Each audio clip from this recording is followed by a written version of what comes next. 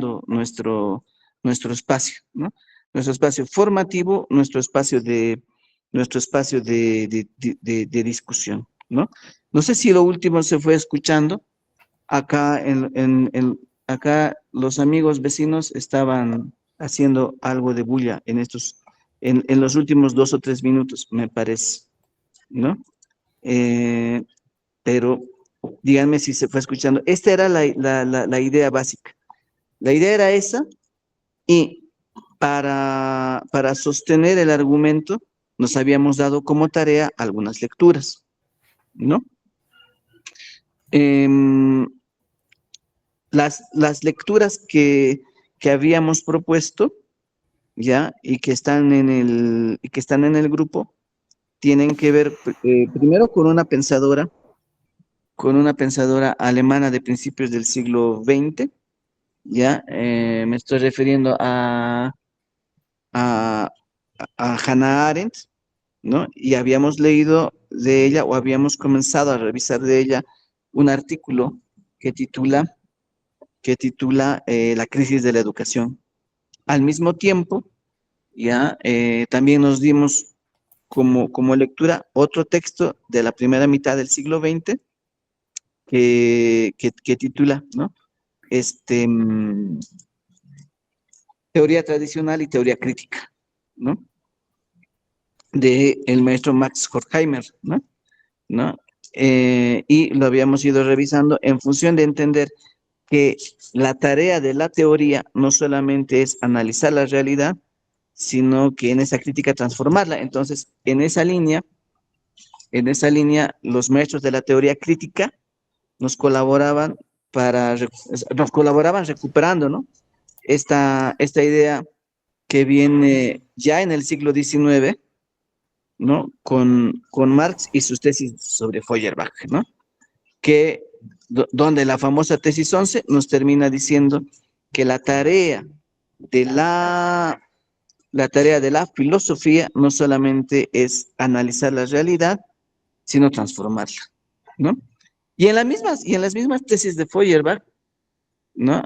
La tesis 5 nos hacen un énfasis muy interesante, nos hacen un acento muy pertinente, diría yo, muy bonito, incluso, que tiene que ver con la posibilidad de no solamente pensar en que la educación en su condición de clase reproduce un orden establecido, sino que además, la tarea de la filosofía, pensando en los educadores, es educar a los educadores. Ahí está otra tesis, yo diría que en el ámbito educativo, menos socializada que la tesis 11, ¿no?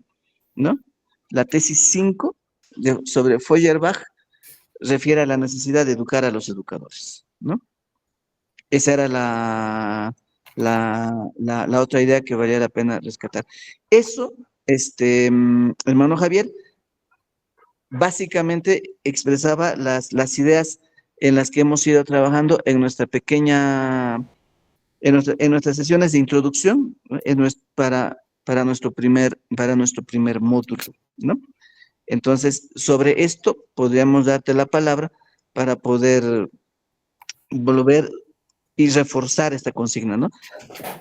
Nuestra única idea es pensamiento crítico y su vínculo al tema de la filosofía y la educación, ¿no? Ese es el punto.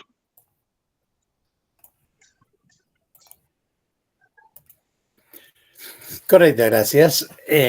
Sí, un saludo fraternal, ¿no? A todos los compañeros y compañeras que se encuentran en la sala de mi... Gracias, estamos desde la Universidad de Nariño, en Colombia.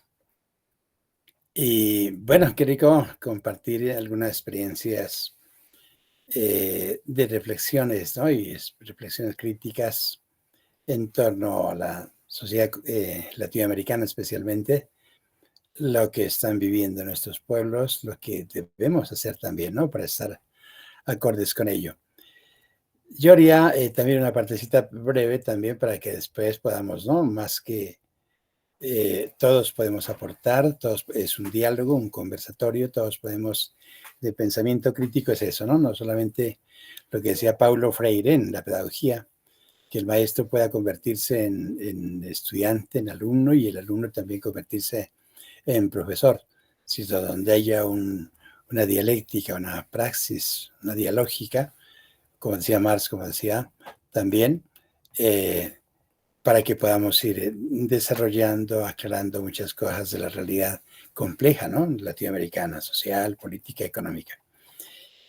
Inicialmente hay podríamos distinguir, ¿no? Hay distintas formas de pensamiento, ¿no? Hoy, tal como hemos iniciado hace algunas semanas el taller de pensamiento crítico y filosofía, podemos decir, bueno, hay pensamiento, por ejemplo, analítico, ¿no? En las ciencias humanas, en las ciencias sociales, en las ciencias exactas, en las ciencias computacionales, ahora en las ciencias matemáticas, se habla de diferentes tipos de pensamiento, ¿no? En la historia y la filosofía también, por supuesto, hay pensamiento sistémico, hay pensamiento reflexivo, lógico. Cuando decimos lógico, por ejemplo, esta disciplina de la filosofía que tiene que ver con las leyes del pensamiento, que es muy importante eso, ¿no? Que viene desde Aristóteles, la lógica aristotélica. Ustedes recuerdan tal vez los silogismos, ¿cierto? La premisa mayor, la premisa menor y la conclusión. Por ahí como que tiene que ver, ¿no? Ustedes recuerdan, todos los hombres, todos los seres humanos son mortales. Juan y María son seres humanos. Por lo tanto, Juan y María son mortales. Por ahí es, ¿no? Bueno, hace más de 2500 años. Hay un pensamiento creativo también, ¿no? Que tiene que ver con lo que hace el poeta, el artista, el músico, el danzante, el carnavalero, el pintor. O sea, también se produce conocimiento, ¿no? No solamente a través de la filosofía, la técnica, la ciencia, sino también a través de la cultura, a través del arte, a través de la realidad. Hay un pensamiento también, hay filósofos en México que están hablando mucho de la analogía, ¿no? Del pensamiento analógico. Y entre ellos es precisamente uno que ustedes ya conocen, como es Enrique Dussel, entre otros, Horacio Ceruti también. Hay un pensamiento divergente también, pensamiento lateral, pensamiento convergente, pensamiento discursivo, práctico, pensamiento deliberativo, pensamiento colegiado. Colegiado, por ejemplo, ustedes recuerdan, por ejemplo, colegiado en Colombia, y yo sé que también en Bolivia, pero acá ahorita es la palabra minga, ¿no? La minga, que es un trabajo colectivo, ¿cierto? Mancomunado de una comunidad. No solamente es un trabajo que es la herencia, ¿no? La herencia del Incario que nos ha dejado y hasta el sol de hoy, ya no solamente en Latinoamérica, sino incluso en el mundo. Hay una minga de pensamiento. Entonces decimos, vamos a hacer una minga de pensamiento, vamos a reflexionar sobre tal tema, ¿cierto? O sea, tal tema y hay un documento base, hay un tema central y con base en ese tema todos participamos, todos aportamos y alguien hace una relatoría, ¿cierto? Una relatoría, o sea, está escribiendo, haciendo el registro. Por eso es importante, ¿no? Insistir en lo que comentábamos en otras sesiones, la necesidad, ¿no? De que cuando uno esté escuchando, cuando uno esté viendo algo, estemos haciendo un registro de lo que escuchamos, un registro de lo que vemos, un registro de lo que leemos, un registro de lo que interpretamos. Si no hacemos ese registro, difícilmente, ¿no? Nuestra inteligencia lingüística, nuestra inteligencia emocional o nuestra inteligencia ecológica, que ya las inteligencias que hablan los científicos se va a desarrollar, ¿no? Y menos, pues, en nuestra memoria, ¿no? Por eso, en este punto es clave ese principio que decimos, que se dice en el mundo latinoamericano especialmente, hay que hacer memoria para no repetir la historia. Hay que hacer memoria para no repetir la historia. Y precisamente para hacer memoria se necesita plasmar, ¿no? Hacer un registro. Como decíamos, ¿no? Somos muy orales. Y si no dejamos una huella plasmada, George Gadamer, el filósofo alemán, hermeneuta, decía, ¿no? Lo que no está escrito en el mundo no existe. Imagínense, lo que no está escrito en el mundo no existe. La sabiduría popular dice en Latinoamérica, las palabras el viento se las lleva, pero lo escrito, escrito queda. Bueno, y finalmente hay un tipo de pensamiento también, para llegar al crítico, hay un pensamiento deductivo, hay un pensamiento inductivo, que viene también de hace ya 2000 años o más. El deductivo, ¿no? Es el que de una universalidad, de una generalidad, llega a una singularidad, a lo concreto, ¿no? De lo universal a lo concreto. Como decíamos, ¿no? Eh, todos, cuando hacemos alusión a todas las formas de los animales, de la fauna, del ser humano, por decir algo, todos los seres humanos son inteligentes. Es una generalidad, es una deducción. Y de ahí vamos bajando a una concreción más particular y nos vamos a dar cuenta pues que todos los seres humanos somos inteligentes, solamente que necesitamos desarrollar, ¿no? Y tener las posibilidades, la oportunidad de desarrollar a través de la familia, la escuela, la universidad. Hay un pensamiento también inductivo, que es al contrario el pensamiento universal deductivo. Ese pensamiento inductivo empieza desde lo particular, desde cosas concretas, hacia arriba. Y qué interesante eso, ¿no? Que, por ejemplo, cuando hacemos alusión a filosofía, cultura, pedagogía, cómo el profesor, el estudiante, el padre de familia pueden empezar de sus experiencias particulares, de su práctica particular, puede reflexionar, ¿no? Y va a trascender hacia lo universal, de experiencias particulares. Eso es lo que estamos haciendo aquí, es como también desmitificar el problema del pensamiento, ¿no? Filosófico, científico, tecnológico. Se pensaba antes de que solamente los científicos, los sabios, los filósofos podían crear, construir conocimiento, ¿no? En absoluto. El pescador lo puede hacer, nuestros hermanos afrodescendientes, nuestra experiencia también, etcétera. O en las mingas de pensamiento, como decíamos, ¿no? Las minga, que es trabajo manual y trabajo espiritual o intelectual, cierto cómo se ha venido, ¿no? Regando estas experiencias de México hasta la Argentina y nos reunimos, como estamos haciendo aquí, ahorita podríamos decir que estamos haciendo una minga para producir un conocimiento, para mejorar la calidad de la educación que vamos a impartir a nuestros guaguas, a nuestros chiquillos, a nuestros jóvenes, ¿cierto? Porque imagínense si yo como maestro no me preparo, no investigo, no leo, no escribo, no hago gestión cultural, ¿qué puedo enseñar a mis estudiantes? ¿Será que solamente les enseño lo que otros han escrito, lo que otros han producido, lo que otros han construido, lo que está en los manuales ya, en las editoriales? No. Entonces podemos observar que hay pensamiento crítico cuando decimos que el maestro no sea solamente un transmisor de la herencia cultural de la humanidad o de un país o de Latinoamérica, que no solamente sea un transmisor, sino que sea un investigador, un pensador, ¿cierto? Claro, entonces si yo leo, puedo enseñar a mis estudiantes a leer. Si yo escribo, puedo enseñar a mis estudiantes a escribir. Si hago gestión cultural, si hago investigación, seguro que mis estudiantes también, ¿no? Por eso que cantaba Aristóteles, por la imitación, por la mímesis, ¿no? Porque el niño, la niña, el joven imita, ¿no? Al padre, al maestro. Pero si yo como maestro no hago esas cosas, bueno, difícilmente, ¿no? Por eso en ese intercambio de experiencias, lo que estoy haciendo por ahorita es intercambiar las experiencias que hacemos en la universidad, tanto en pregrado como en posgrado, pero también con la comunidad, ¿no? Porque debe haber un diálogo de saberes. A veces decimos que la universidad está muy alejada de la realidad, de la comunidad, de las masas, del pueblo, y no debe ser así, ¿no? Debe haber un diálogo de saberes. Eso mismo también lo planteaba Paulo Freire, ¿no? La pedagogía de la liberación, se llama así, pedagogía de la liberación, así como en filosofía, Dussel nos habla de la filosofía de la liberación.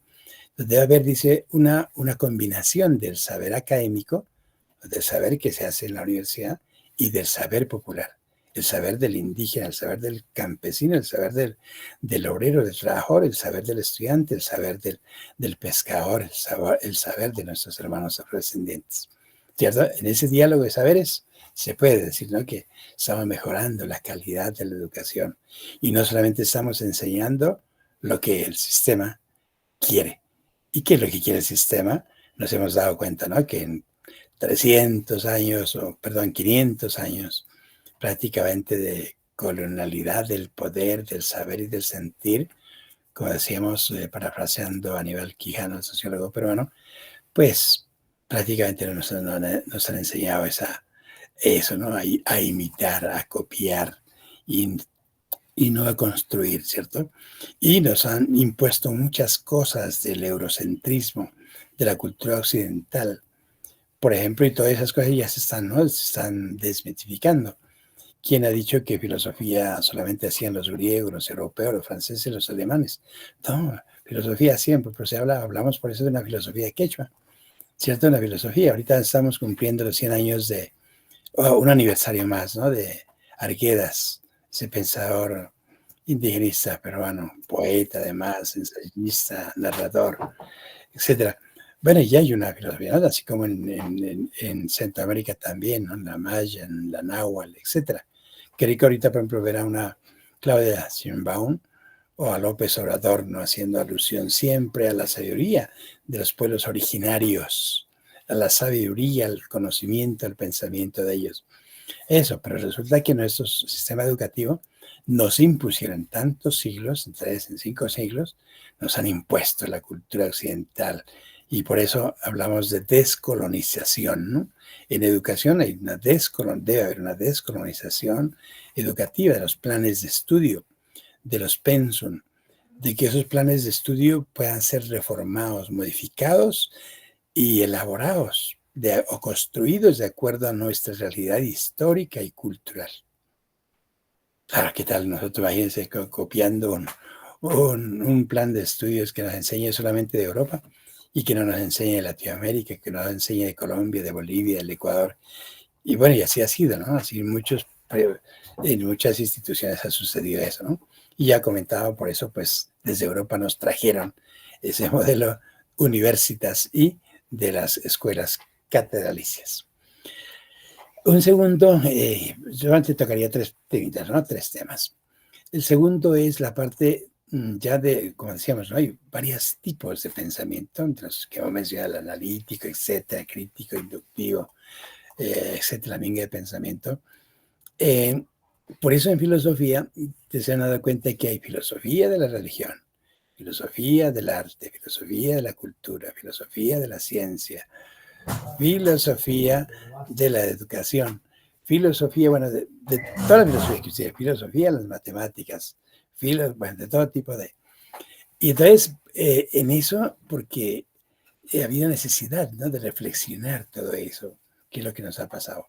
Por ejemplo, mañana, el día de mañana, ya que en la parte de la cosmovisión, la religiosidad, la espiritualidad, nos vamos a dar cuenta cómo se fusionó, cómo se combinó la experiencia occidental europea de la religión cristiana, por ejemplo, con el marxismo y en Latinoamérica.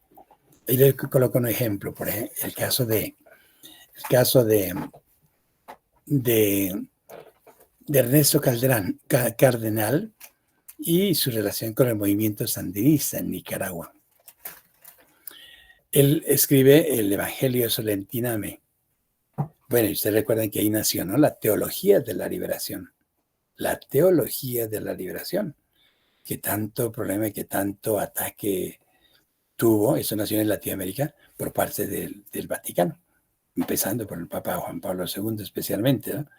Cuando visitó a Nicaragua. La teología de la liberación, que decía, el problema ahorita no es saber si Dios existe, el problema ahorita es saber de qué lado está Dios, de los ricos o de los pobres. Y él escribe, sistematiza mejor, ¿no? Hace el registro de esa experiencia del Evangelio Solentiname, leyendo la Biblia y haciéndola interpretar de sus amigos, de sus compañeros, ¿no? Sandinistas en Nicaragua. Y pueden observar cómo nace todo un libro interpretando la Biblia con base en lo que estamos viviendo en Latinoamérica. Y bueno, y por eso hablaremos también de sincretismo religioso, la experiencia del Brasil, la experiencia de la experiencia de la... Bueno, Eso, uno, ¿no?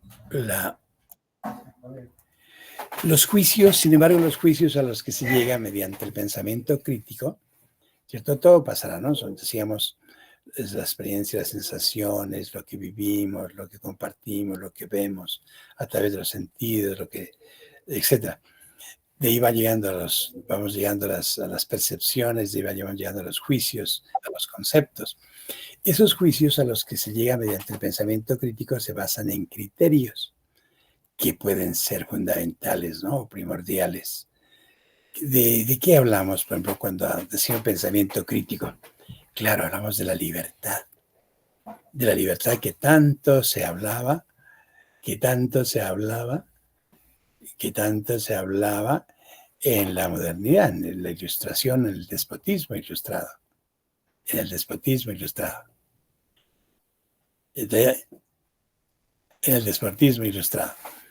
Y entonces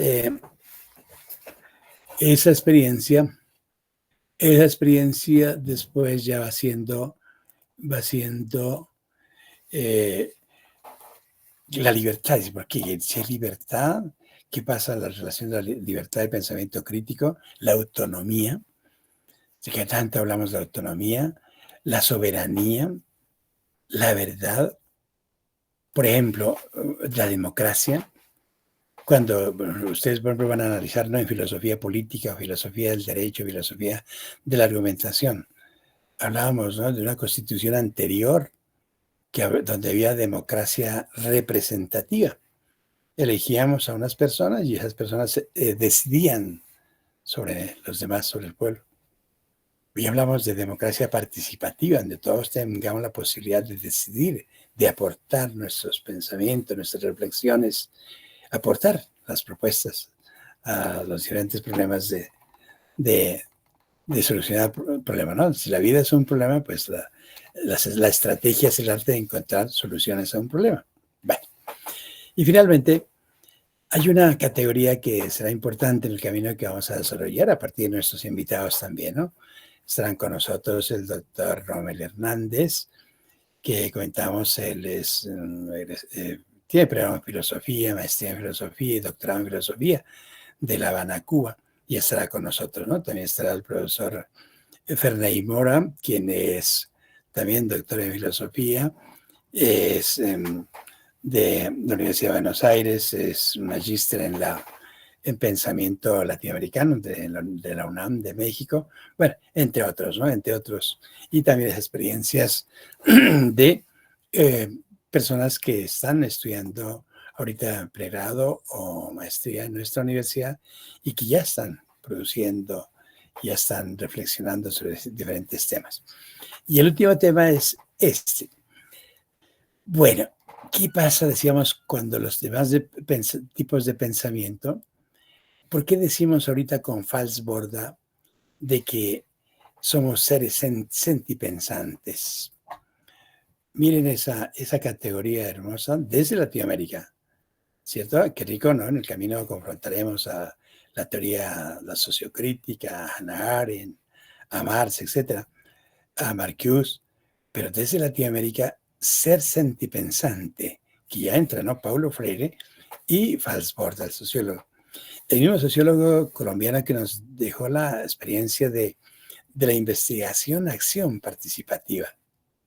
Y ahorita se ha ampliado, se ha hecho más interesante todavía, porque es la investigación-acción participativa crítica. Bueno, se parece, ¿no? Porque podemos hacer investigación. Una investigación que le sirva ¿a quién? ¿A una alcaldía, a una gobernación, al Estado? Pero queremos es una investigación que le sirva, que solucione problemas a la comunidad. No una investigación que se guarde en los anaqueles, en las bibliotecas, y que se escriba un mamotreto de 300 o 400 páginas y listo. No, es una investigación a acción participativa y crítica que ayude a modificar la realidad que vive una determinada comunidad. Somos seres sentipensantes, quiere decir que sentimos con la cabeza y pensamos con el corazón. Qué bello eso, ¿no? Y ahí hay una dialéctica, ¿no? En el materialismo histórico y dialéctico. Por eso, cuando cuenta el maestro Inti sobre las tesis de Feuerbach, son fundamentales, ¿no? Cuando él mismo menciona que no es el ser no es el pensamiento, ¿no?, el que determina el ser social, sino el ser social es el que determina el pensamiento.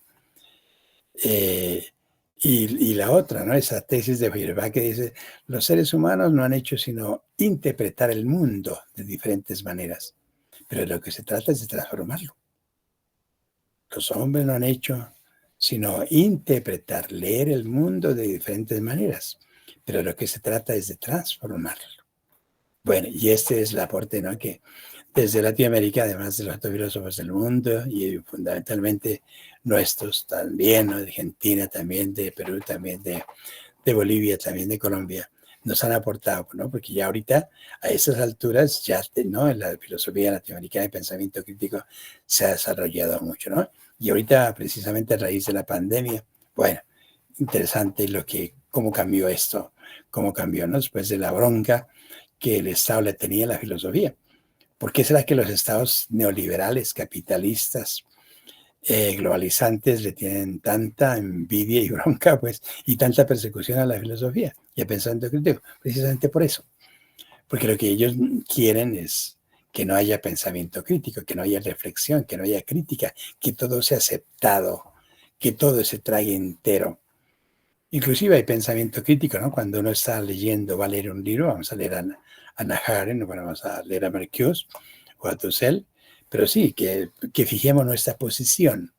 Cierto que yo también tenga mi postura, estoy de acuerdo con Dussel o con Falsborda, yo también puedo aportar algo de acuerdo a mi experiencia, de acuerdo a mi horizonte de expectativas, como decía el filósofo Robert Hanshaus en la teoría estética de la recepción. Entonces, ahí voy a terminar en la parte, ¿por qué seres sentipensantes decíamos? Que sentimos con la cabeza y pensamos con el corazón. ¿Y por qué hay que hacer, ¿no?, investigación, acción participativa y crítica? Y esa categoría filosófica, que es fundamentalmente el pensamiento crítico, del ser sentipensante, es distinta al homo faber, por ejemplo, al homo viator, al homo sapiens, distinta, o sea, que desarrolla toda esa experiencia, ¿no? Se recuerda, homo sapiens, el ser humano piensa, homo faber, el ser humano pues habla y entiende lo que habla en la relación de pensamiento, lenguaje y realidad. Hay un homo symbolicus de Cassirer, que es el ser humano, siempre está creando, produciendo símbolos, siempre está creando símbolos, todos los días, ¿no? Cuando hablamos, cuando hacemos cosas, señales, de todo, estamos creando símbolos. Marx dice que somos homo economicus, porque la economía es el fondo, ¿no?, de la sociedad, lo que mueve absolutamente todo, y la infraestructura. Bueno, y el caso del aporte en esta oportunidad es, y que vamos a compartirles, ¿no?, unos documentos bellos sobre esta investigación participativa y crítica y el ser humano latinoamericano como ser sentipensante. Gracias, Inti.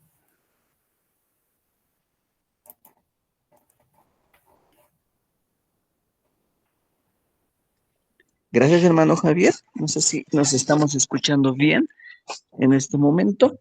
Pues sí, me parece que nos han hecho una excelente panorámica, ya no solo de la primera idea que queremos en este espacio plantear, ¿no?, que es la idea de pensamiento crítico, sino que hemos tenido la oportunidad de dar un pantallazo del marco más amplio, ¿no?, en el cual nos vamos a terminar de mover en este espacio, ¿no?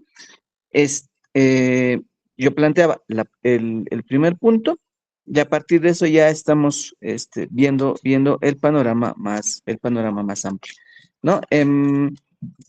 Yo solo quisiera plantear una idea sobre esto y vamos a hacer ahí una pequeña ronda, ¿no? Aquí ya han ido solicitando un par de personas también, me parece, la palabra, ¿ya? Yo solamente, eh, para hacer el puente, diría lo siguiente, ¿no?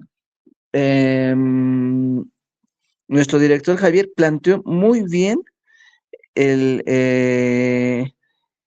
la idea de que la filosofía no puede quedarse en un ejercicio de razonamiento lógico simplemente, sino que la filosofía, lo vamos a poner en otros términos, tiene que volverse experiencia práctica y en dos palabras, si no comulgamos con el ejemplo, ¿no? Es decir, si yo reclamo a mis estudiantes que lean y me quejo de que no leen, pero yo no leo, pues debería entender que que de mucho no me puedo quejar, ¿no? ¿No? Eso es una cuestión básica, ¿no? Que necesitamos, que necesitamos poder precisar, me parece, ¿no? Entonces, ese paso, que es bien sencillo de poder decirlo, es el más complejo de poderlo vivir en la experiencia, ¿no? Pero me parece que ahí tenemos que tomar conciencia de lo siguiente, y también nuestro director Javier lo planteó.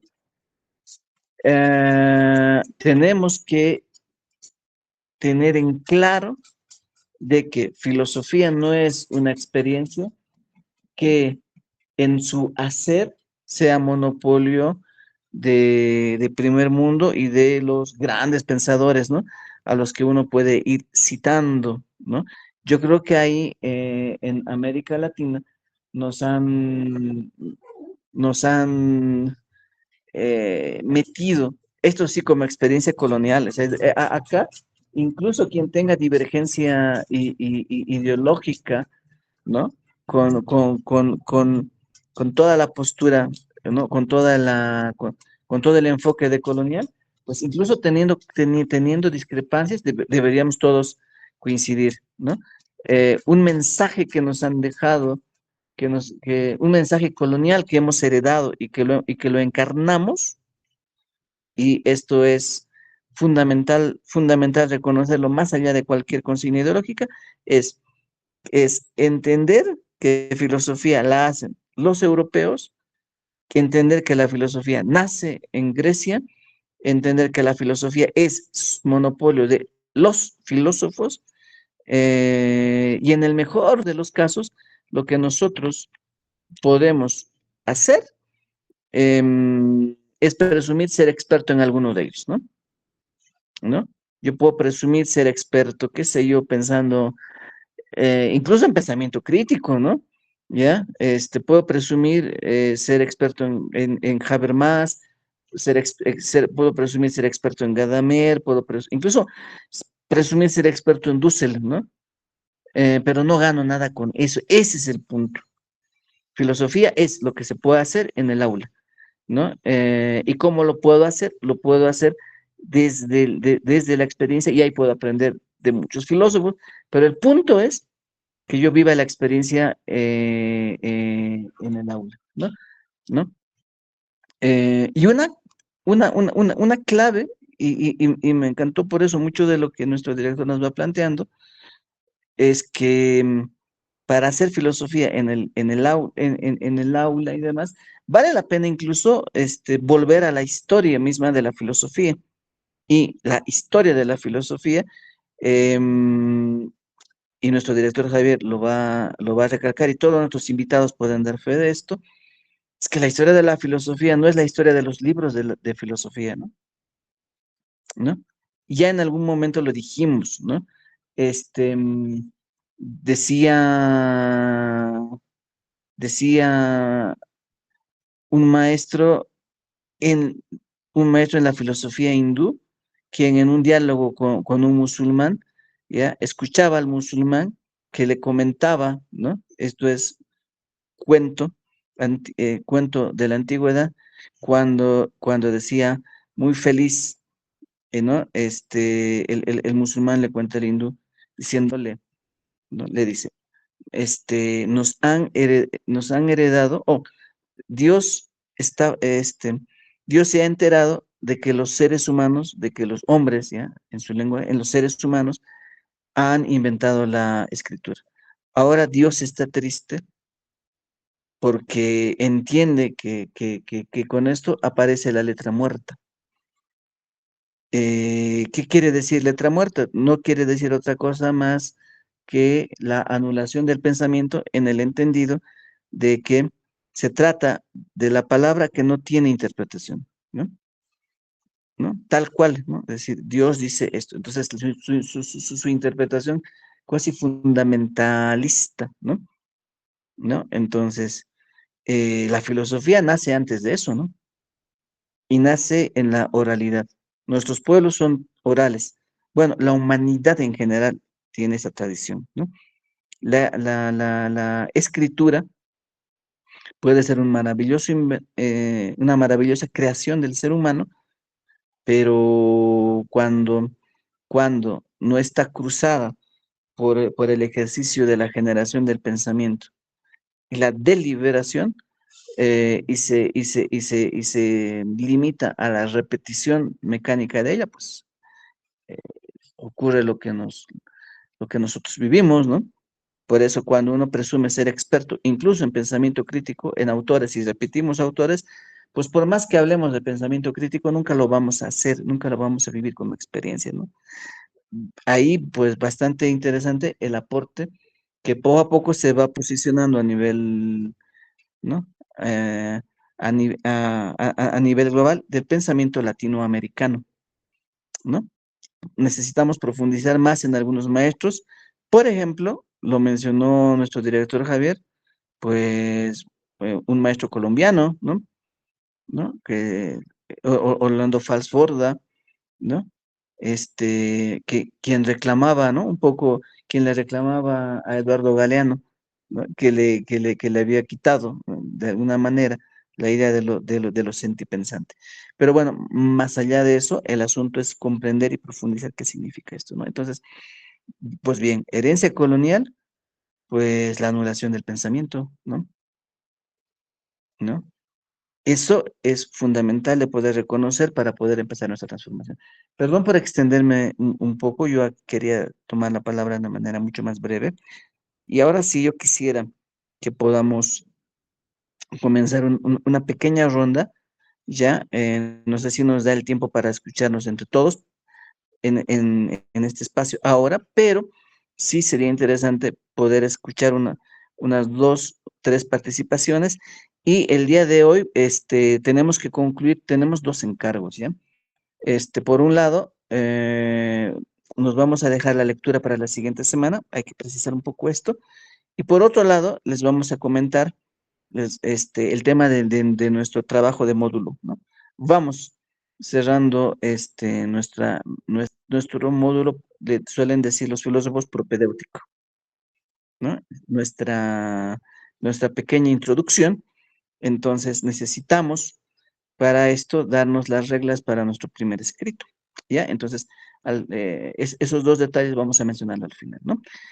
Entonces, yo quisiera dar la palabra, hagamos circular la palabra, unas dos o tres participaciones por lo menos en esta ronda, ya, para darle la palabra a nuestro maestro Javier, también, para que el día de hoy nos vaya cerrando las ideas en esta jornada que lo podemos denominar de cierre de ideas generales que tienen que ser desarrolladas acá punto por punto, ¿no? Es la parte final de nuestro módulo de introducción, ¿no?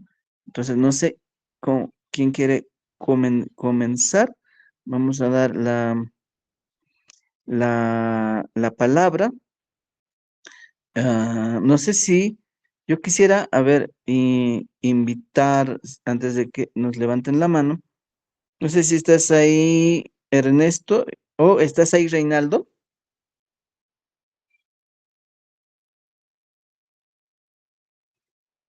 Teníamos, sí, a Reinaldo. ¿Estás por ahí, Reinaldo?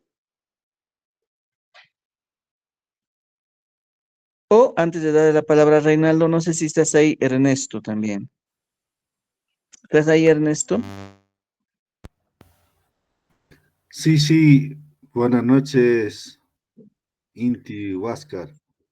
Buenas noches, compañeros, compañeras. Un saludo aquí desde el Alto a Javier, no, que está en Colombia. Escuché su presentación esta noche. Solamente para redondear, para completar algunas ideas generales eh, sobre este módulo, yo quisiera decirles, manifestar como dos cositas, ¿no? En el módulo que hemos estado avanzando eh, sobre esta temática, ¿no? Sobre la labor, la función de la, qué significa filosofía, ¿no? Yo me preguntaría en ese sentido, ¿no? Básicamente decíamos de que filosofía es pensar, ¿no? Desde donde uno está ubicado, ¿no? Yo estoy ubicado desde el alto y estoy viendo, digamos, desde la perspectiva filosófica, problemas reales de la realidad, ¿no? Pero este es un módulo educativo, de práctica educativa pedagógica. Entonces yo en ese sentido, líneas generales, la filosofía, eso había sido, ¿no? Pensar la realidad desde donde uno está ubicado, ¿no? Y no necesariamente necesita estar, digamos, en una institución académica moderna, ¿no? Desde ahí pensar, sino desde donde uno vive, ¿no? Cotidianamente, ¿no? Yo creo que ese es un punto importante. En este sentido, ¿no? Como los maestros tienen su práctica educativa en ciertos determinados lugares, ahí están presentes los problemas educativos o problemas de aprendizaje, etcétera, etcétera, ¿no? Eso es en sentido, digamos, amplio, ¿no? La filosofía, que es que muchos, ¿no? Estando en la universidad, ¿no? Cuestionaban a la filosofía como algo especulativo, digamos, ¿no? Algo sin valor o no tendría sentido, pero ahí nos estamos dando cuenta que nos permite, ¿no? Tener esa capacidad de reflexionar, de problematizar desde una perspectiva, pero desde un lugar específico, ¿no? Ese es un punto importante, porque muchos, estando en la U, seguramente hemos caído en esa ingenuidad, en esa falacia de que la universidad, digo, la filosofía sería pensar, digamos, no en sentido platónico, digamos, ¿no? Así un mundo ideal, pero sin ningún tipo de contenido. Ese sería, por un lado, un comentario, ¿no? Compañero Huáscar, compañeros, que la filosofía es eso, ¿no? Reflexionar en términos abstractos, pero los problemas reales de la realidad, en este caso los problemas de la educación. Y segundo aspecto, yo tengo una pregunta, ¿no? Tal vez sería bueno, tal vez no pasarlo por alto, hacer una distinción entre filosofía. Ya sabemos qué es la filosofía, ¿no? Desde los griegos, ¿no? Desde uno cuando estando en la normal, en la universidad, ¿no? Decía, ¿no? La filosofía es el amor a la sabiduría, pero ese es el mundo griego, ¿no? Amor a la sabiduría de lo ajeno, ¿no?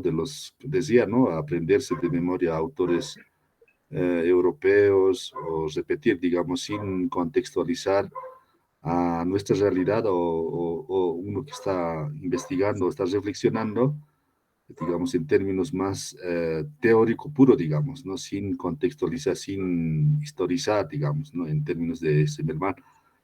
La distinción sería, ¿no? ¿Cuál es la distinción entre filosofía, ¿no? De la ciencia, pero en este caso también la ciencia social, ¿no? La ciencia social, tal vez ahí prevalece, ¿no? La parte empírica, la parte de investigación, ¿no?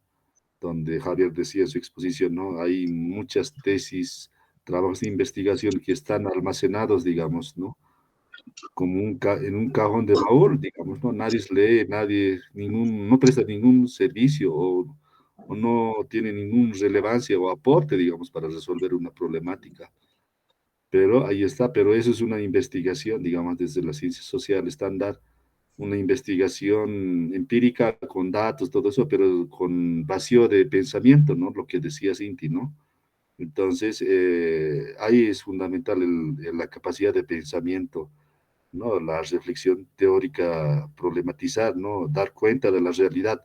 Yo me quedo por el momento, esa es mi primera reflexión y la segunda, mi pregunta, ¿no?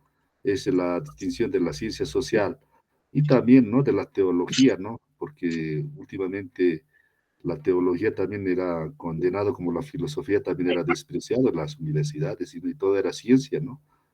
Decía, no, tiene que ser todo comprobable, no comprobable, verificable, decía.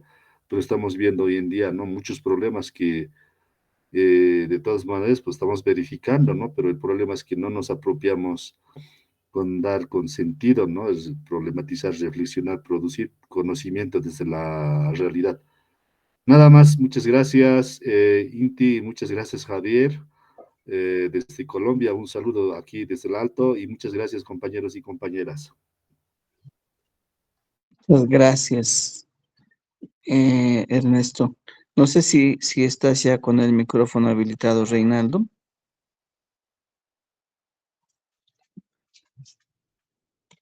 Bien, no es, a Reinaldo no lo tenemos entonces. No, ¿alguien más? Para no seguir utilizando la lista. Podemos levantar la mano. Sí, a ver, de todas formas, me parece fundamental lo que mencionas, Ernesto, ¿ya? Enseguida damos la palabra a los demás. Em, Me parece fundamental lo que mencionas y precisamente me parece que eso nos va a permitir precisar también la necesidad de revisar nuestros materiales, ¿no? ¿Ya? Vamos a utilizar en este espacio, bueno, yo les había compartido nuestros materiales. Hay mucho en video, ¿no? Hay mucho en video, bastante didáctico. Yo les compartía, ¿ya? Em, Siempre en el entendido de que si vinculamos filosofía a educación, pues el puente está tendido en la necesidad de transformar la práctica educativa. Esa es nuestra exigencia, ¿ya? Por eso habíamos leído, y es un poco a manera de comentarle a nuestro director en Colombia, por eso habíamos, por ejemplo, revisado el análisis que hace Hannah Arendt, ¿no? En su texto que titula La crisis de la educación, ¿no? Em, Hannah Arendt no es una educadora, no es maestra de formación, ella es filósofa, ¿no? Y la mirada que hace a la educación es desde el análisis de los problemas de fundamento. No hace una lectura de la educación en tanto currícula, en tanto necesidad de cambiar planes de estudio, ¿no? No hace un análisis de estilos de aprendizaje, ese no es su tema, ¿ya? Eso vendría a ser lo propio de la especificidad de la especialidad, que se puede denominar algo así como ciencias de la educación, ¿no? ¿No? Eh, el, el análisis específico, ¿no? La reflexión de la práctica educativa, ¿no? Lo que Hannah Arendt hace es un análisis desde la filosofía respecto de los fundamentos que orientan la educación, en el caso de ella, la educación de los Estados Unidos, ¿no? Lo mismo que en la lectura anterior, cuando revisamos la distinción entre teoría tradicional y teoría crítica, podemos ver cómo el pensamiento termina por legitimar consciente o inconscientemente lo que podemos denominar como el orden establecido, ¿no? Eso lo reconocemos solo cuando vamos a los fundamentos, ¿no? Ahí tenemos un ejemplo de, de vacíos que acompañan la, que acompañan o que acompañarían de una manera muy pertinente, por ejemplo, la discusión sobre la educación en cada país, ¿no? El caso de Bolivia es muy triste porque nos podemos dar cuenta, y esto si se quiere a manera de diálogo con nuestros compañeros que se encuentran en Colombia, pues por ejemplo, toda la discusión sobre la educación en Bolivia tiene que ver con una discusión centrada, por un lado, en necesidades o en reivindicaciones que el gremio de modo muy legítimo puede tener, por un lado, centrado en lo que la administración y la burocracia estatal pide, o en el mejor de los casos, vinculado ya a la necesidad de mejorar tal o cual política sin entrar en la discusión de los fundamentos que hacen a lo que en Bolivia, por ejemplo, se ha denominado o se denomina modelo educativo sociocomunitario productivo, ¿no? ¿Qué es eso? ¿Me lo tomo en serio? Yo puedo decirlo en dos palabras, ¿no? ¿No? Y esto no tiene que ver este, con ningún problema, con funcionarios públicos, no, no, no, no, sino como simple constatación, ¿no? Podemos decirlo como simple constatación crítica y autocrítica sobre todo, ¿no? De lo que como Estado plurinacional en los últimos años hemos estado haciendo, ¿no? ¿No? Y en la conclusión es bien simple. No hemos reflexionado nunca los fundamentos. Y no tiene que ver con este modelo, en realidad de modo tradicional, ¿no? ¿Ya? Y enseguida damos la palabra, ahora sí nos están pidiendo participar, enseguida damos la palabra, ¿no? Pero para que vean la utilidad de la filosofía, ¿no? Podemos decir, en Bolivia no tenemos la costumbre de, de discutir los temas de fundamento que hacen a la educación. Por eso, filosofía suele tener un lugar absolutamente marginal en la formación educativa. Y los maestros que son de la especialidad nos podrán decir cuál es el margen de acción que tienen con su especialidad dentro del espacio educativo. Y es obvio, es chiquito, ¿no?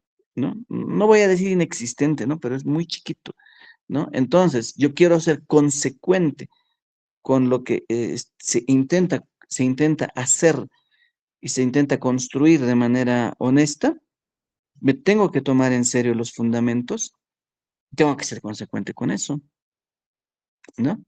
¿No? Esa es la invitación, ¿no? Hannah Arendt decía de manera bien transparente, porque cuando escribía sobre Estados Unidos es porque ella le encantaba, le encantaba la educación en los Estados Unidos, que viene inmediatamente después de la Segunda Guerra Mundial.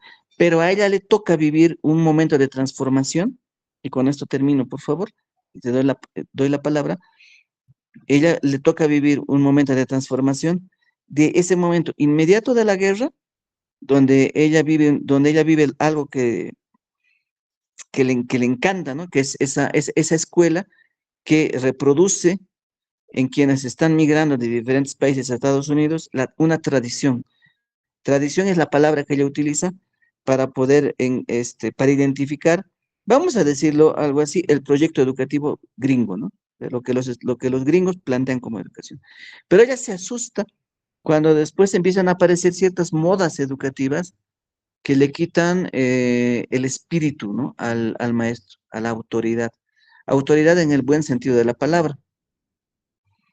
Lo que desde los años 90 en Bolivia vamos también viviendo. Díganme si no es real el reclamo inmediato que tienen los docentes cuando dicen, ¿no? Ya, literalmente nos están quitando, ¿no?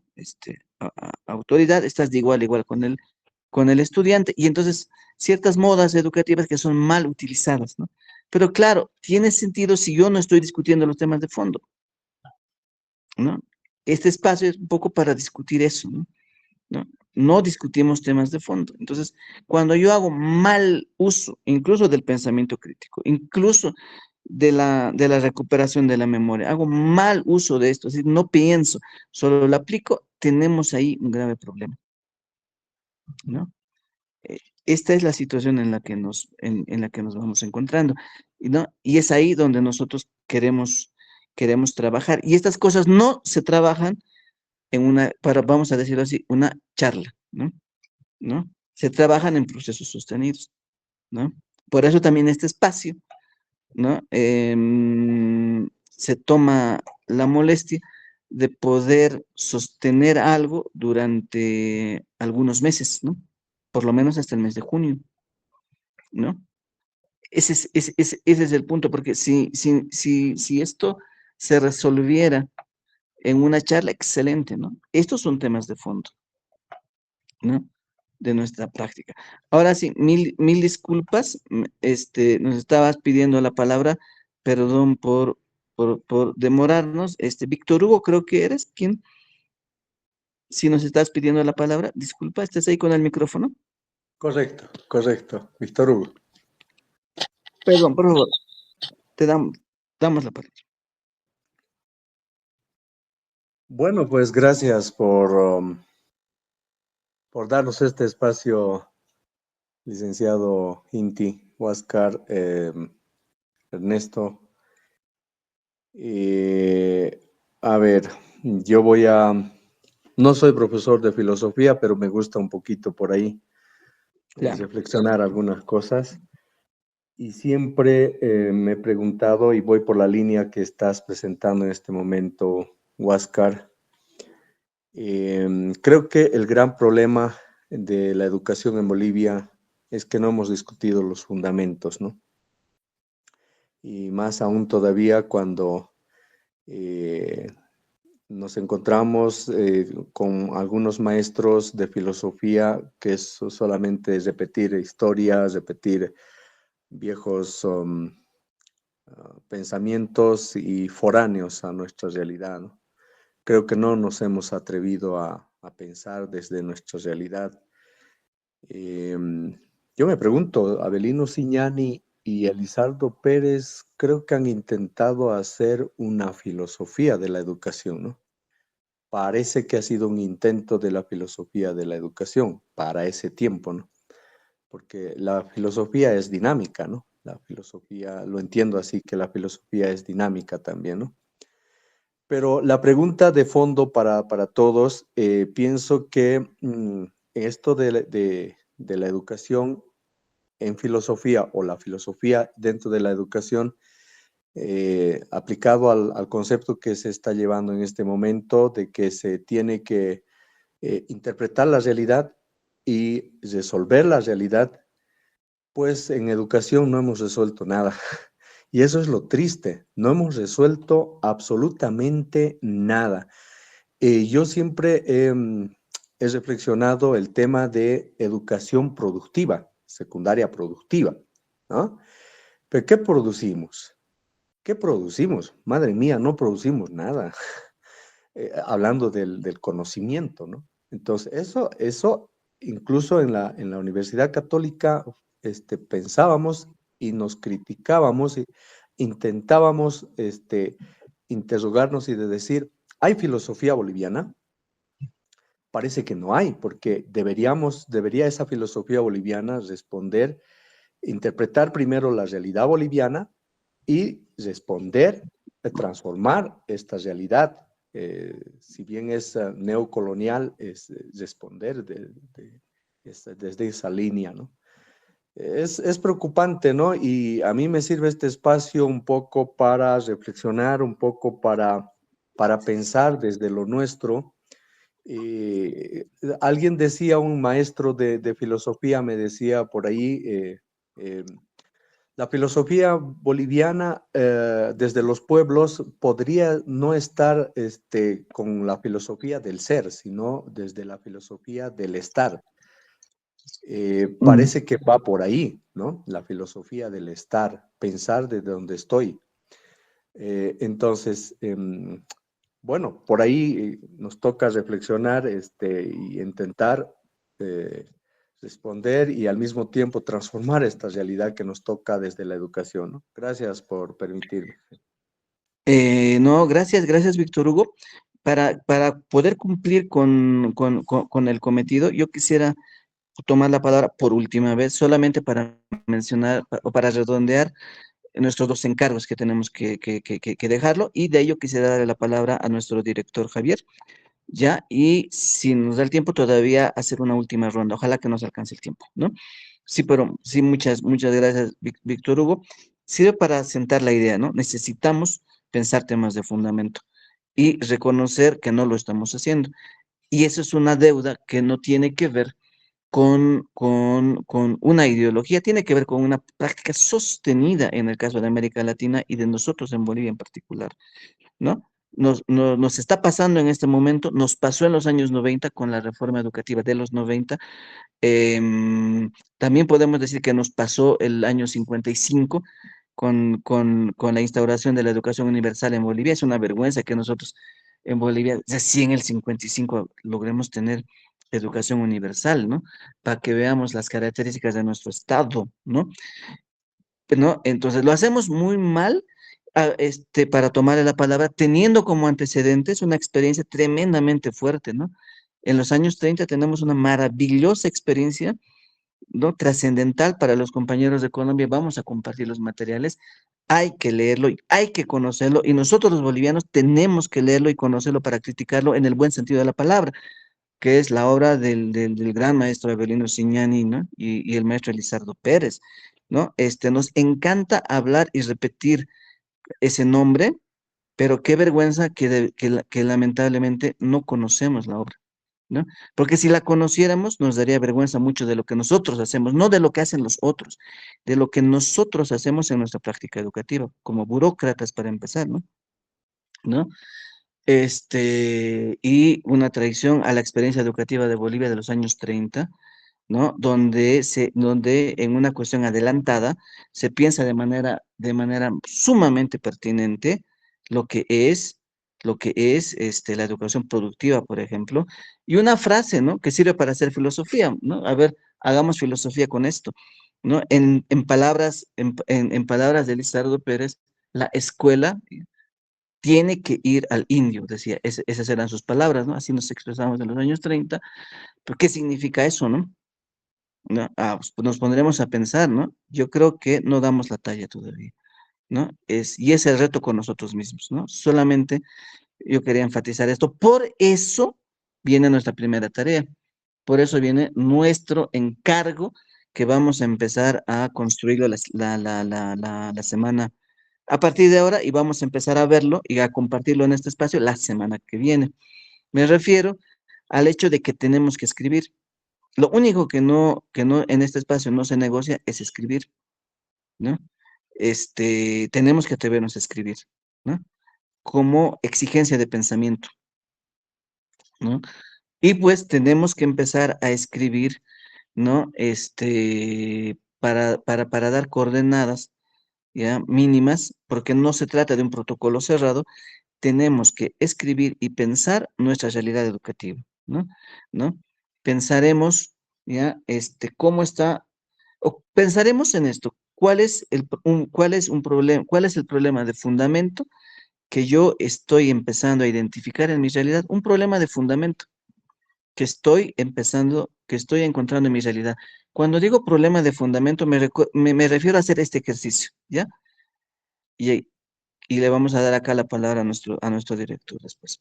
¿Ya? Me refiero, por un lado, o sea, algo que tiene dos características. Por un lado, es local, es decir, yo lo vivo en mi espacio, en mi aula, en mi escuela, donde me encuentro, pero al plantear, al identificar eso, estoy encontrando algo respecto del cual puedo hacer que mucha más gente se identifique en eso, ¿no? Es decir, este es el ejercicio. Me voy a inventar. Si yo lo que encuentro en mi aula, soy maestro de primaria, vamos a decir, no soy de la especialidad, no hago filosofía, ¿no? Nada de eso, ¿ya? Pero soy maestro de primaria, ¿ya?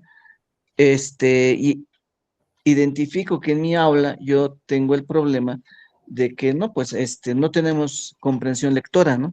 La comprensión lectora en mi aula es bien baja, ¿no? O sea, el nivel educativo ahí es bien bajo, ¿no? ¿Ya? Bien, o sea, estoy hablando de una cuestión muy usual, común, que se suele identificar, ¿no? En el ámbito educativo. Muy bien, ¿ya? Hasta ahí nos entendemos. Ahora intentaré plantear eso como un problema, ¿no?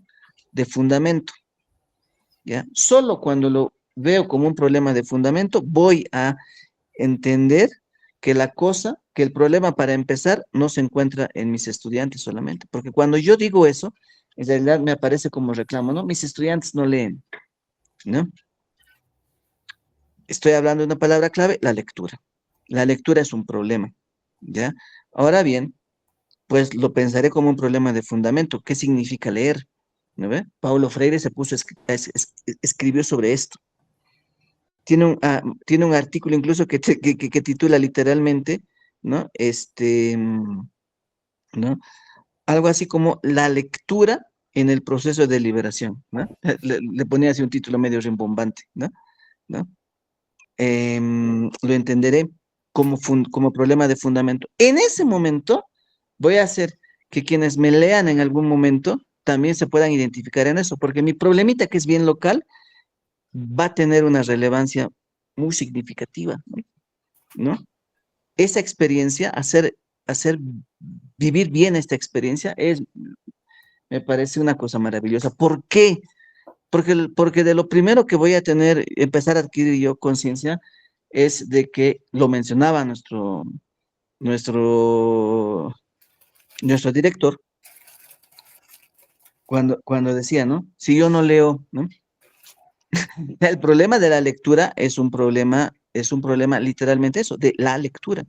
Si yo no leo, si yo soy el primero que no tiene el hábito de escribir, yo soy el primero que no enamoro a mis estudiantes emocionado con mi lectura. Yo lo recuerdo, puedo decir en dos palabras, ¿no? En la secundaria, con mi profesor de lenguaje y literatura, así se llamaba la materia, ¿no? Antes, lenguaje y literatura, no sé si ahora sigue siendo así, tiene esa denominación.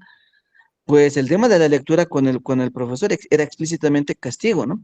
Claro, si la lectura es castigo, pues, y si yo soy el primero que se aburre, soy yo el primero que no se emociona con eso, soy yo el primero que no lo cuenta de manera eso emocionada, pues no hay mucho que hacer, ¿no? ¿No? No hay por dónde entenderle al asunto. El acto de liberación real es ese, ¿no? Porque soy yo el primero que se tiene que enamorar y se tiene que emocionar y lo tiene que transmitir de esa manera, ¿no? Luego puedo hacer maravillas en mi espacio. Pero si yo como burócrata no pienso que la lectura es el encargo al otro, bueno, pues no, ¿no? Ahí estamos. Pero eso lo tengo que vivir yo como experiencia, ¿no? No porque la parte que nos toca es la más fácil, es decirlo, ¿no? ¿No? La parte difícil es hacerlo. Ahí uno no es ingenuo, uno sabe lo complejo de esto. Pero el primer pasito es que uno se emocione. Entonces, nuestro encarguito es ese, leer, bueno, voy escribiendo, escribo sobre algo que yo encuentro, pero tengo que hacer el esfuerzo de ponerlo como problema de fundamento. Haré ese esfuerzo. ¿Cuál es el problema de fundamento que yo ubico, que yo identifico, ¿no? En mi espacio, ¿no? Chiquito, ¿no? Pero voy a hacer ejercicio de reflexión, ¿no? En mi espacio chiquito, ¿no? ¿Qué es lo que yo encuentro? ¿Ya? Este, mm, es eso, tengo que ponerle un buen título y esto no tiene un protocolo cerrado donde ustedes tengan que, si no ponen en formato APA 7, séptima edición no sirve, no tiene que ver con eso. El punto es si yo tengo la capacidad de identificar un problema de fundamento. De eso tenemos que hablar. dice el meme y dice el dicho, esta vez el meme puede ser pertinente, ¿ya? Quien te observa en tu documento problemas de APA es porque simplemente no ha leído tu documento, ¿no? El meme tiene sentido acá, ¿no? Necesitamos identificar eso, vamos a escribir sobre eso, ¿ya? Como se trata de identificar algo, pues el tema de extensión y demás, acá va a tener parámetros bien generales, ¿ya? Este primer pasito va a tener necesariamente que ser puesto en un marco amplio, puede ser de 3 a 5 cartillas, dicen en México, lo dicen en Colombia, para ponerlo en boliviano, le vamos a decir unas 3 a 5 planas, ¿ya? Escribamos algo así, ¿ya? Y, bueno, tenemos materiales, vamos a terminar de compartirles, y vamos a hacer un esfuerzo más. En las lecturas que les vamos a compartir, ahora les voy a comentar qué lecturas, ¿ya? Vamos a intentar hacer el cruce, ¿ya? De filosofía con algo de literatura, ¿ya? Nuestro director también nos va a compartir estos materiales, pero acá, en primera instancia, queremos nosotros compartirles, por lo menos, algunas cosas que puedan ser pertinentes, vienen de la literatura, pero sirven para hacer filosofía, ¿ya? Me refiero, por ejemplo, a Michael Ende. Él no es filósofo, él es literato, ¿ya? Escribía en los años 70 y tiene esa maravillosa novelita que titula La historia sin fin, ¿ya? Y tiene una novelita que titula Momo. Les decía, La historia sin fin, sí, es una lectura que sirve para poder, discutir la necesidad de involucrar a uno mismo en eso, ¿no? En la experiencia histórica. Cómo uno se mete como actor en la historia, ¿no? Es una maravillosa novela para pensar eso. O el tema del tiempo. Momo es una novelita que sirve para problematizar eso. Y les vamos a pasar un par de novelitas más para poder leerlo, ¿ya? De quienes en los años 30 y 40 pensaban cómo el día de hoy podemos estar absolutamente controlados por espacios o por medios que se pueden denominar como las redes sociales, ¿no? El día de hoy, ¿no? Esta novelita que titula 1984, sería una maravilla poder leerlo y discutir temas de fondo con los estudiantes. Aparte de que la novelita es tremendamente buena, muy buena, quien lo lea y se emocione leyendo eso con sus estudiantes, los va a agarrar a sus estudiantes, pues ahí puede tranquilamente pensar el problema, ¿no? Que lo podemos poner como título, como nombre, El Gran Hermano, ¿no? ¿No? ¿Cómo te pueden terminar controlando el pensamiento? ¿No? Y el día de hoy, más pertinente que eso, difícil, ¿no? Cuando hacemos un uso no reflexivo de lo que denominamos redes sociales, por ejemplo, ¿no? Les vamos a compartir esto y, vamos para la siguiente semana a leer un articulito que está en un libro que titula, para redondear lo de pensamiento crítico, hay un artículo que está en un libro que titula La dialéctica de la ilustración, ¿no? En su capítulo 1 hay un artículo que aborda muy bien una pregunta básica y fundamental que me parece nos va a permitir entender bien o nos va a dar el marco para hacer la crítica al mundo que estamos viviendo, ¿no? Que tiene que ver con el mundo que denominamos moderno, ¿no? ¿No? La dialéctica de la ilustración es tal vez el librito más, el clásico, ¿no? Para pensar esta crítica precisamente al mundo moderno, ¿ya? Y vamos a entender bien ahí a qué vamos a denominar eso de modernidad y por qué es necesario hacerle esta crítica y por qué es necesario recuperar pensamiento en este punto, ¿no? ¿No? Y vamos a recuperar palabras claves, así como tradición, esto es tremendamente importante también, ¿no? y vamos a ver cómo hay un mito en la modernidad, que es el mito que cree que ha matado todos los mitos, ¿no? ¿Ya? No se preocupen, todo lo que estamos diciendo en este momento va a ser compartido en el grupo, ¿ya? Aquí me están haciendo la consulta. Estamos hablando de material que se les va a compartir. Ya, en muchos casos ya están compartidos, los vamos a volver a hacer. ¿Ya? No se preocupen, ¿ya? Entonces, hay un mito, como decía, con eso termino yo, hay un mito, ¿ya? Que dice que han muerto todos los mitos, ¿no? Y el primer moderno en ese sentido, pues es la paradoja, recuperando la mitología, es Ulises, ¿no? Ulises, el gran, ¿no?, personaje de la novelita de la Odisea, ¿no? ¿No? Y es muy interesante porque el hombre moderno, el ser humano moderno, es el que piensa que ha derrotado a la naturaleza. Es Ulises, ¿no? Ulises derrota a la naturaleza. ¿Con qué herramientas? Pues con su cerebro, simplemente, ¿no? Con su cerebro, ¿no? No tiene, Ulises es un personaje mitológico que no tiene otra herramienta más que eso para poder derrotar a los dioses, ¿no? ¿No? Y lo hacen, ¿no ven la novelita? En esa clave, para que vean, uno puede identificar ciertas cosas y empezar a discutir con los estudiantes. Les vamos a compartir esta lecturita, es con la que vamos a trabajar la siguiente semana. Les vamos a compartir los otros materiales para comenzar a escribir y la siguiente semana trabajamos con la lectura y empezamos a ver los escritos. Vamos a tener 2 semanas para terminar nuestros escritos, ¿ya? Ese era mi encargo, pero para ir redondeando ideas y que no se nos vaya esto. Ya, todo lo que estamos diciendo en el tema de nuestra tareita y demás va a estar en el grupo también por escrito. ¿Ya? Esa era mi emergencia, ¿no? Entonces, yo quisiera darte la palabra, hermano Javier, a nuestro director, ¿ya? Está en Colombia, para poder hacer un redondeo de todas estas ideas, ¿ya? Y vemos si también, si nos alcanza antes de nuestro cierre, poder también tener un par de participaciones, ¿ya? ¿Estás ahí, compañero Javier? Sí, gracias. Sí, aprovechar, ¿no? Están con nosotros desde Colombia también, está Lady Fajardo, está Eduardo Meneses y está Rommel Armando Hernández, que les había comentado, que nos acompaña desde la primera sesión y es nuestro invitado especial, ¿no? Lo será porque el tema es filosofía latinoamericana y pensamiento crítico.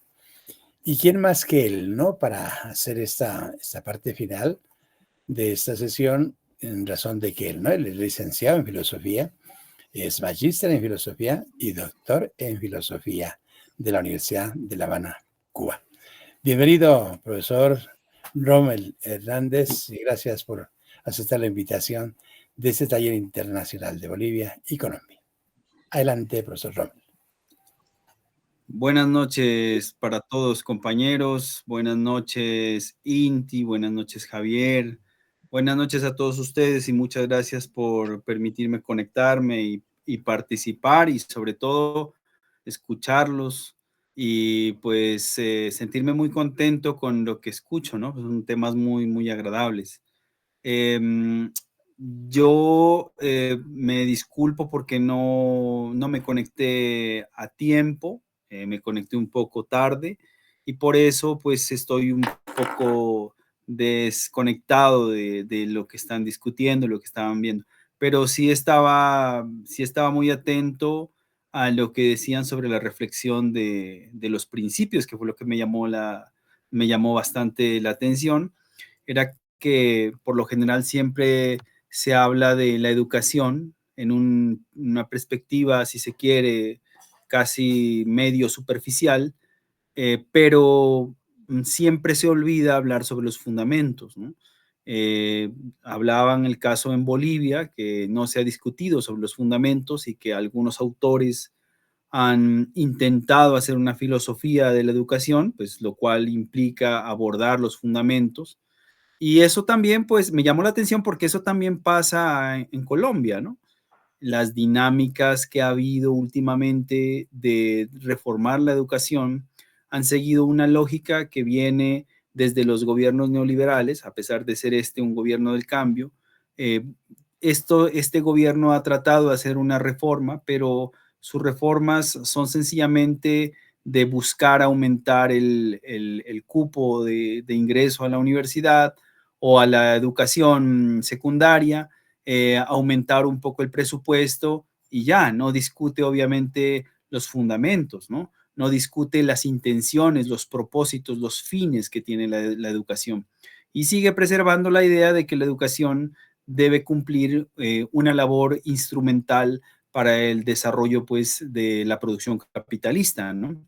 Eso es algo que, sin duda, pues, llama mucho la atención aquí en Colombia, así pues también como en Bolivia, ¿no? Y por eso, interesante lo que comenta Inti respecto de las lecturas, por eso yo decía que me gustaría obviamente que me compartieran algunas lecturas, porque las he oído, pero no he tenido la oportunidad de leerlas. Por ejemplo, el caso de Momo, ¿sí? Y me gustaría obviamente poder leerlos para tratar de ver la relación. Yo nunca había visto esa figura de Ulises como el primer moderno y me llama bastante la atención esa idea, claro, porque es el primero que lucha contra la naturaleza. Entonces, muy agradecido con esto, con los textos y con todo, pues obviamente lo que ustedes están diciendo, y lo único que les pido el favor es que me vinculen al grupo, al profe Javier, ya le voy a decir que me vincule al grupo. Les agradezco muchísimo, pues.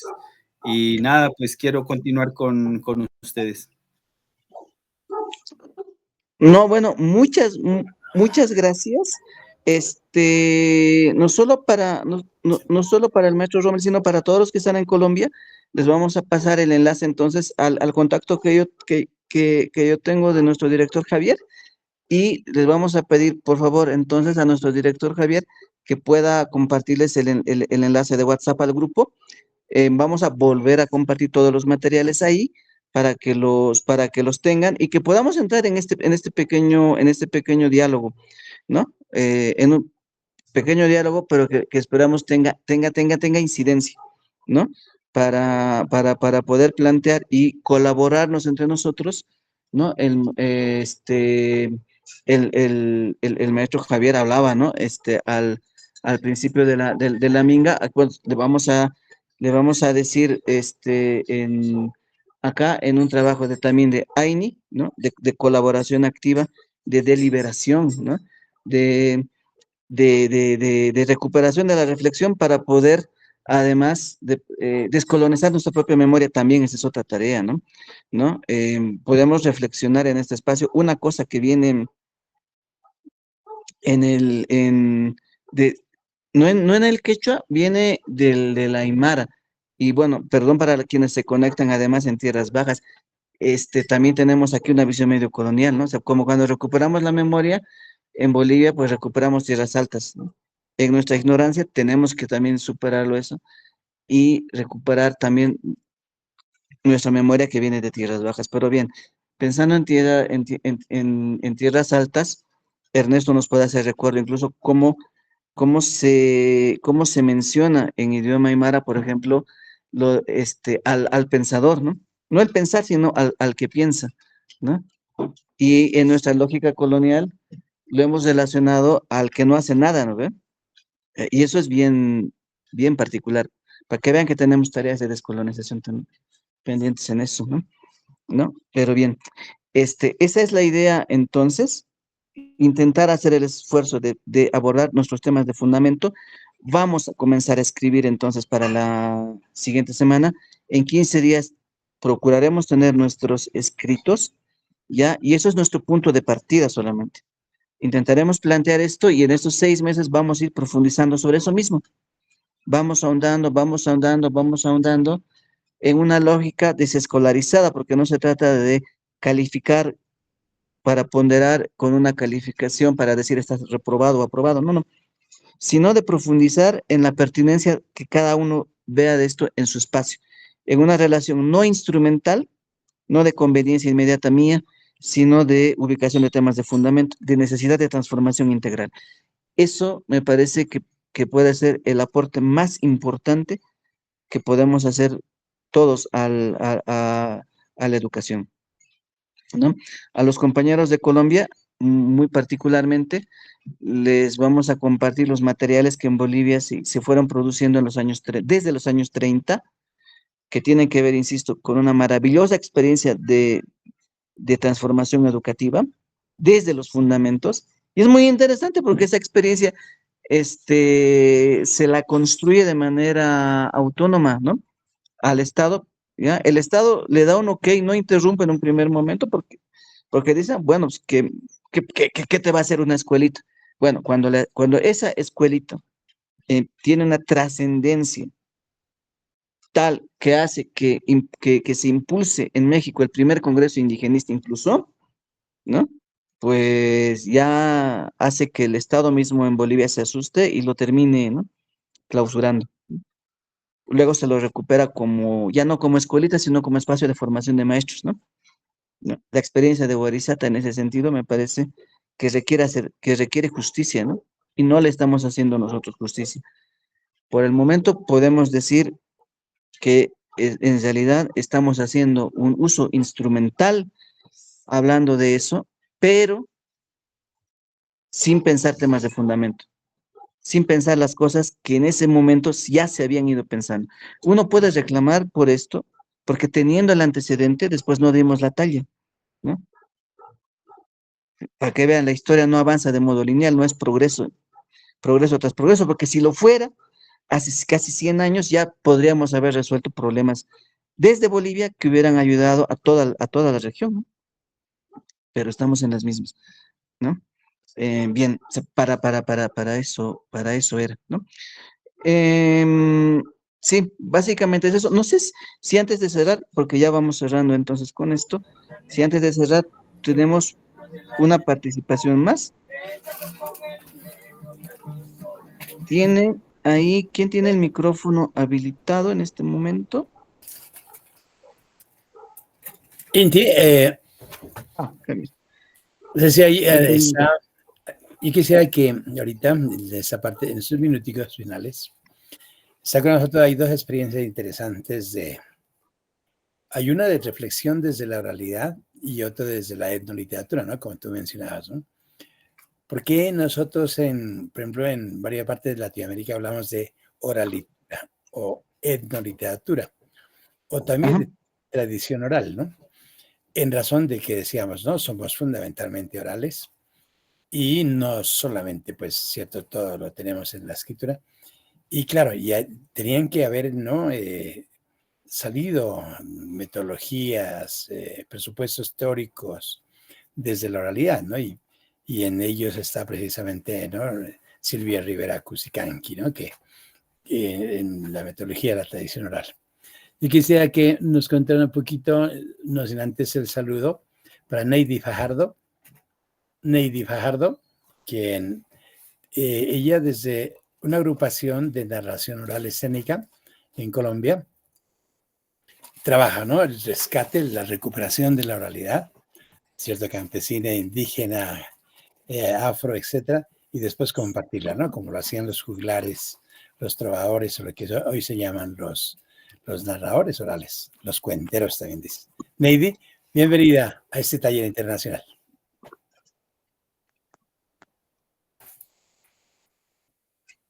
¿Estás ahí, Neidi?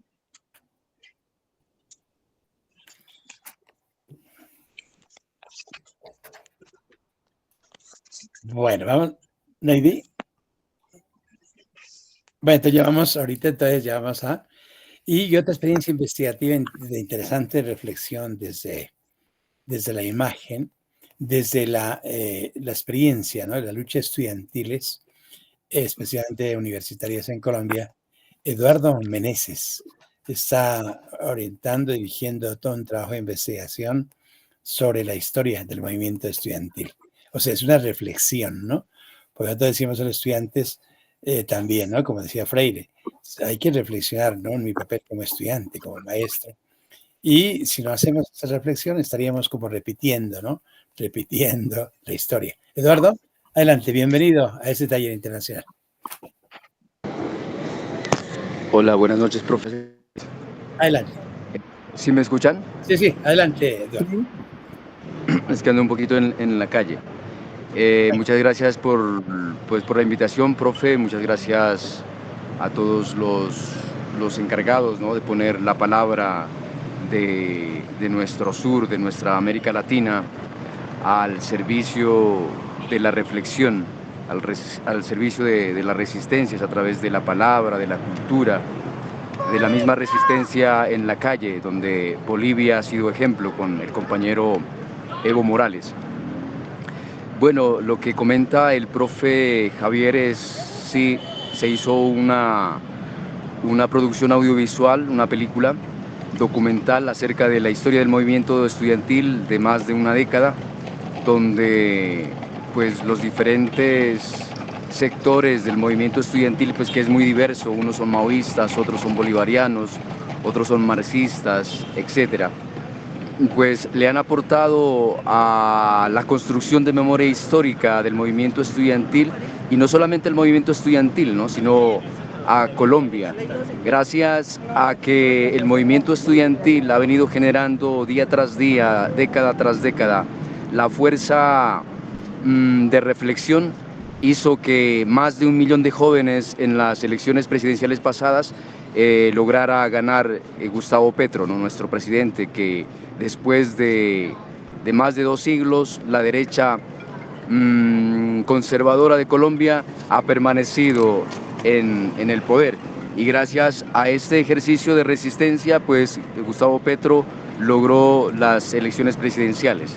Y gracias a ello, pues se están aperturando grandes reformas que pues las tiene frenadas la ultraderecha, porque no quiere que, al igual que nuestro hermano boliviano Evo Morales hizo las grandes transformaciones en Bolivia, no quiere que eso se muestre, es decir, que otra visión del capitalismo en aras de mejorar las condiciones de vida de nuestro pueblo, pues se mire, ¿no?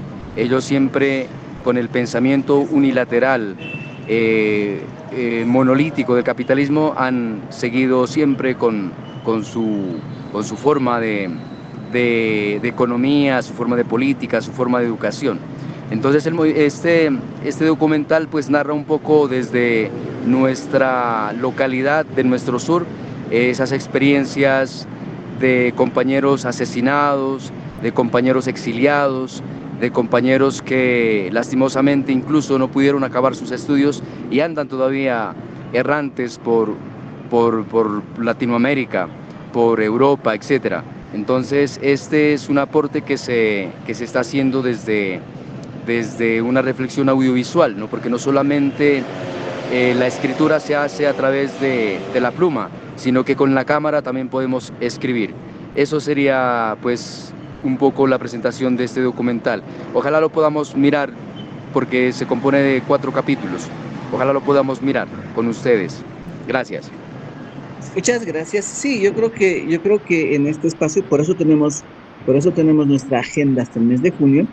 Vale la pena en la programación, ¿no? Lo vamos a programar. Vale la pena poder ver estos materiales, ya producir conocimiento, colaborarnos entre nosotros, poder discutirlos, ¿no? Y discutamos temas de fundamento. Vamos recuperando pensamiento, ¿no? De eso se trata básicamente, ¿no? Por eso este es un espacio de colaboración compartida, de ida y vuelta. Nosotros en Bolivia intentando poner temas de fundamento para poder discutir el tema educativo de nuestro país, ¿no? Y hacer que desde abajo podamos dar luces para recuperar espíritu en el proceso de la transformación educativa y mostrar la importancia de que la educación puede ser el pilar de la transformación política en cualquier espacio, ¿no? De eso se trata, ¿no? Y de educación en el sentido no escolar de la palabra, ¿no?, sino educación en el sentido de aprender a pensar, a cuestionar y de sostener mi postura, ¿no? Y ahí automáticamente descolonizar el pensamiento, ¿no? Hay que descolonizar la misma idea de descolonización, ¿no? Porque necesitamos descolonizar las interpretaciones instrumentales que se hacen también de esto, ¿no? En su momento, este es un punto para poder desarrollar. Muchas gracias, entonces, Eduardo. Vamos a coordinar contigo el espacio específicamente audiovisual. Vamos a coordinar con nuestro profesor Rommel el tema de, eh, de trabajar, por ejemplo, en la cuestión de literatura. Nos pedían el tema por ejemplo, Momo, y vale la pena, ¿no? Decimos, no, vale la pena recuperar estos materiales y discutirlos. Y tener ahí orientación mínima en el mundo, en el mundo de los educadores, en este mundo de la educación, para poder hacer transformaciones reales, auténticas, pequeñas en nuestro espacio educativo, ¿no? Entonces, muchas gracias, Eduardo. Te devuelvo la palabra, le devolvemos la palabra a nuestro director Javier para ver cómo hacemos entonces ya nuestro cierre. Ya nos toca hacer el cierre si no tenemos algunos invitados más, profesor Javier. Muchas gracias a todos. Y gracias, No, Eduardo. Eduardo, gracias. Muy amable, gracias. Sí, sí, en la parte final, ¿no? No es sino recalcar, ¿no? En este diálogo de saberes que decíamos, este compartir de experiencias, este programa está siendo grabado, ¿cierto? Y después Sí. lo subiremos, será cargado en Facebook Live, tanto en Colombia como en Bolivia, o puede ser uno solo para que lo miremos, ¿cierto? Mejor así. Sí. Y ese compartir de experiencias y la relatoría, ¿no? Fundamentalmente, ¿no? Porque uno cuando está en una reunión como estas, después se escucha, ¿no? Se vuelve a escuchar. Y ahí es donde uno hace el registro, ¿no? Aidan Chambers es un crítico, dice, cada vez que leas, cada vez que estés interpretando algo, mires un documental, una película, estés escuchando algo, haz un registro, ¿no? De lo que píntalo, fílmalo, grábalo, escríbelo. Y ese es el punto fundamental, ¿no? Para seguir produciendo poquito a poco. Qué rico que en poco tiempo podamos ver ya algunos escritos de ustedes y de todos nosotros en las revistas que están a disposición, ¿no?